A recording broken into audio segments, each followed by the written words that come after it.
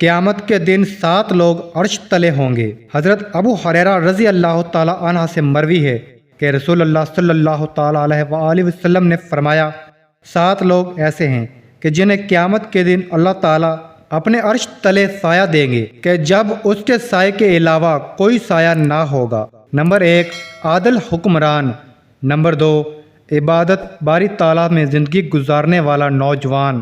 Number 3 وہ شخص کہ جس کا دل مسجد ہی لگا رہے کہ جب سے نکلے تو واپس اسی کی طرف پلٹ جائے۔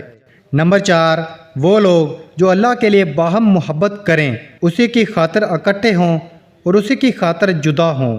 نمبر 5 وہ لوگ جو تنہائی میں اللہ کو یاد کریں اور اس کی آنکھیں آنسوؤں سے ڈگمگانے لگیں۔